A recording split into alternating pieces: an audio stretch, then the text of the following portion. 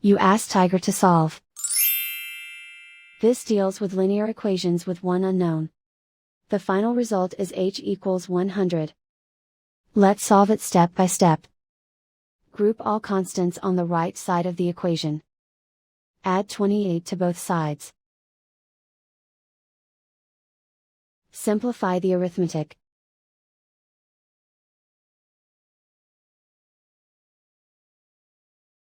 Isolate the h. Multiply both sides by 5.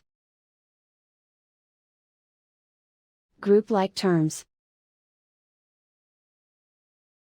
Multiply the coefficients. Simplify the fraction. Simplify the arithmetic. And so the final result is h equals 100.